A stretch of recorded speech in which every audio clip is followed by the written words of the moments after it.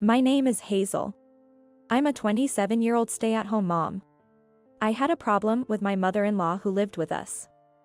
She was constantly texting me about every little thing. It seemed a friend of hers taught her how to send text messages, but it turned out to be a nuisance. For her, it just became another way to harass me. She remained quiet when others were around, and chose to communicate her complaints to me through messages. Last night's dinner was terrible. Everything was so salty that I thought I was going to have high blood pressure. Were you trying to kill me? How many times do I have to tell you to make a decent meal? You're just useless. She went on and on about how bad my cooking was. I once suggested, if you don't like what I make, you should cook your own meals just like you used to. But she lashed out, are you trying to make me do all the housework? How dare you? After our daughter, Lily, was born, my husband and I decided to live with my in-laws because they wanted to be near their grandchild. A year into it, my mother-in-law began going out frequently and even expected me to do her household duties. When we started living together, we used to have separate meals. Therefore, I didn't have to cook for my in-laws. I was once asked to prepare dinner for them when my mother-in-law caught a cold. Since then, it became my job to cook for the whole family. She seemed to have gotten too comfortable with me doing whatever she asked me to do. I wish I could say no to her, but I was so scared of confrontation and fighting with her. I thought I had no choice but to endure her subtle harassment. But I myself was a mother after all. Seeing my daughter cry one day finally made me realize that I'd had enough. That day, my mother-in-law had been out since morning. She often seemed to lose track of time when she hung out with her friends. She would frequently forget to take out the trash, which made me doubt if she even knew what day it was. There were times she came home late for dinner, but she would complain if we ate without her. So if she didn't return home by 4 p.m., I would text her. Usually, she would ignore my messages, but she actually replied that day. What a waste of money to order Mexican food delivery. I had to cancel it. Stop being lazy, you useless fool.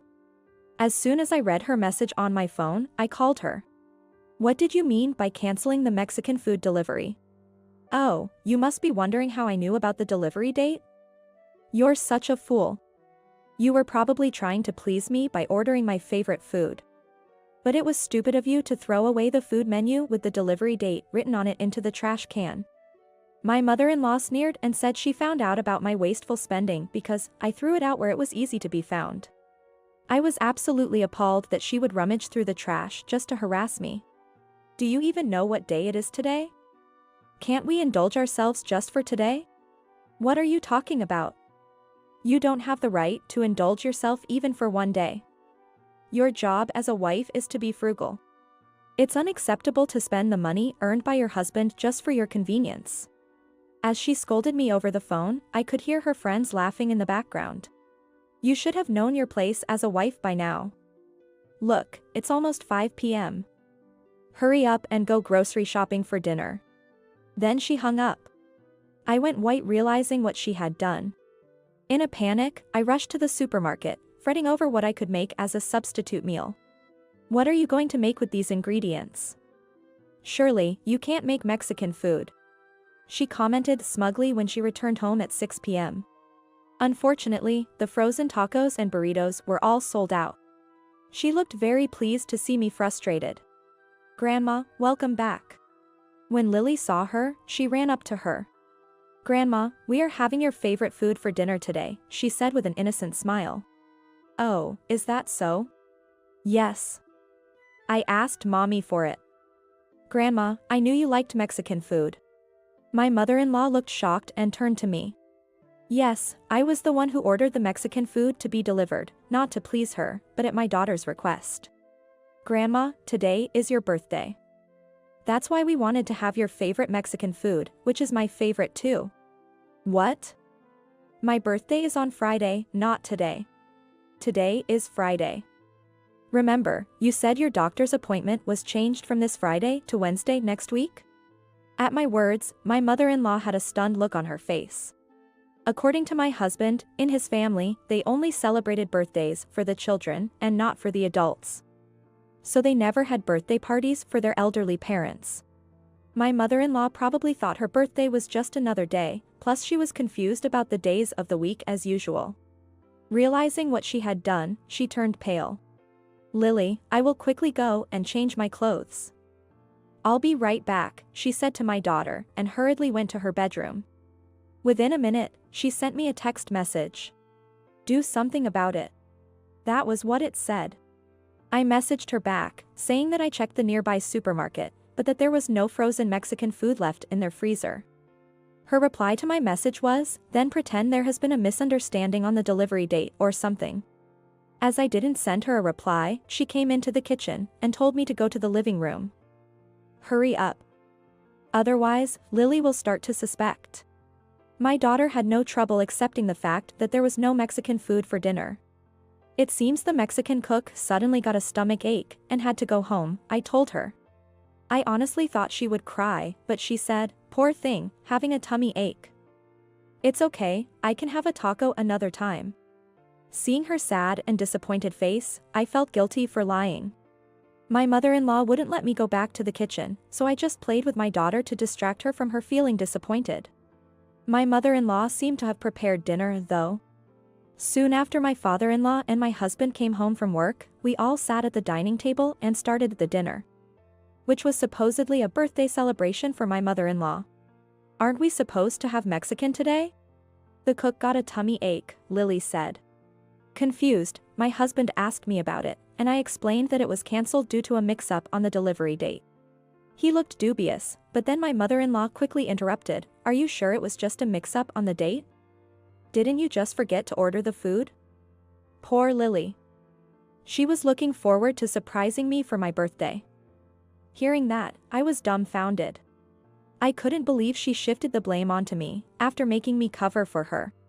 As I clenched my fist, Lily whispered in my ear, "Mommy, I want to eat some cake." That was when I realized I'd momentarily gotten lost in my own anger. "It's a surprise you came up with." "Wait here, I'll go and get the cake," I whispered back and stood up. From the living room, I heard Lily's voice, saying, "Each cake is small. The chocolate one is mine. But because it's a big piece, I'll share it with Mommy. Mommy and I both love chocolate." "Grandma, you can have the one with strawberries." Lily must have gotten so excited that she spilled the beans about the surprise, which she made me promise not to tell her grandmother. She said it was a secret between her and I. I couldn't help but smile at her cuteness, but as I opened the fridge, I frowned. What? The box full of cakes that was delivered earlier was missing. I heard the notification sound came from my phone in my pocket, and a dreadful thought crossed my mind. I turned to look at the kitchen trash can. I received a few messages from my mother-in-law, and each message was very short, as if she sent in a hurry. In the fridge, there was a box. Most were chocolate ones. "I thought you wasted money on your favorite cakes." Well, I did love chocolate. But even if it was just a misunderstanding on her part, the idea of her throwing away food before dinner was absurd to me. Inside the lidded trash can, I found the petit fours, tragically squashed. The little cakes that had sparkled like jewels in my daughter's eyes. My mother-in-law must have realized what she had thrown out were the cakes my daughter was looking forward to. "Do something about it. If not, I'll say the dinner incident was your fault. Pretend the cake was off." She kept sending me short messages, one after another. What a selfish woman she was. I stood in the kitchen, dumbfounded, when I heard my daughter's voice calling me. "Mommy, aren't you bringing the cakes over here?" I could hear her standing up and coming towards the kitchen. "Lily, no. You can't go into the kitchen. You have to wait patiently for your mommy to come back to the table." The way my mother-in-law said to Lily sounded very harsh. "Mom, stop it. Lily doesn't like it." "Why are you so desperate?" my husband said. "I want to go and see. I want to see my cake." "Don't be silly, come back here." Then, something hit the floor with a loud thump, followed by Lily's crying. Snapping back to reality, I rushed to the living room, and my daughter flew into my arms when she saw me. What on earth happened? When Mom yanked Lily's arm, she fell to the floor. I just tried to stop Lily from. What kind of person makes a child cry like that? My husband and my father-in-law glared at her, who was at a loss for words, but then she looked at me as if she remembered something. Hazel, I thought you might have ordered the cakes to be delivered on a different date, just like you messed up with the Mexican food order. I just didn't want Lily to find out about that. Everything is your fault. My mother-in-law started spouting nonsense. All this was probably because I had always been submissive to her. She thought she could again get away with her nonsense. But this time, she crossed the line. She made my daughter cry just to cover up her own mistake. I let that happen because I was weak. I'm sorry, Lily, I said. I gently stroked her back and spoke to her. Grandma threw away all the cakes, and she was the one who canceled the Mexican food delivery. I'm really sorry for lying to you. Hazel, how dare you say that, my mother-in-law barked, but my father-in-law silenced her with a glare. Why is Grandma so mean? I don't know. Maybe because she doesn't like me. Is it because of Grandma that you always have to do the cleaning over and over? I saw Grandma making you do that. I was speechless. I had no idea my daughter knew. Grandma, you are so mean to my mommy. I don't like you. You aren't getting anything anymore. My mother-in-law was quite shocked when she heard her beloved granddaughter say that to her, and she felt betrayed by me. Do you have any proof that I did it? She screamed, so I showed her all the text messages she had been sending me. I couldn't say no to you because I was weak, but if you make my daughter cry, it's a different story. I will never forgive you for hurting her feelings. As I said I'd expose everything she had done to me, my mother-in-law sank helplessly to the floor, looking very frightened. I never expected her text messages, which had always caused me anxiety, to become useful in a situation like this. My husband, reviewing her past messages on my phone, angrily said to his mother, "So you've been secretly bullying my wife all this time?" Seeing Lily startled by his angry face, I calmly asked my husband to take her to another room. Hazel, how long have you been treated like this? When my father-in-law asked me, I told him everything about the mistreatment I had endured. My father-in-law was puzzled especially about the money his wife had been squandering whenever she went out with her friends. Then something seemed to click. Did you spend all the money that was meant for Hazel for living expenses? Since I started cooking their meals, my father-in-law intended to pay me for food, including my labor. It was nothing like that. I thought Hazel would have wasted the money if I had given it to her. The only person wasting the money was you. You deceived me and bullied Hazel in such a cruel way. I'm sorry, dear. My mother-in-law sobbed. But he scolded her, "Don't apologize to me. Apologize to Hazel," and she started begging me for forgiveness. Looking at her, I said to my father-in-law, "Even if your wife apologizes to me, there's no way I can forgive her for what she'd done." Understanding how I felt, my father-in-law divorced his wife, saying, "I can no longer be with someone who lies and squanders money." It turned out she even borrowed money from a loan shark because the money she had been stealing from us wasn't enough for her. When all her friends found out that she became penniless, they cut ties with her, saying, "When the money stops, so does the friendship." With nowhere else to go, she returned to her parents' home and is now working very hard to repay her debts. She's being bullied by her brother and sister-in-law, who are giving her a hard time. What goes around comes around was what my husband said about the situation his mother's in.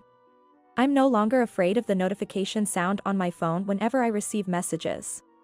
I feel a deep sense of relief that my long-standing problem has been resolved.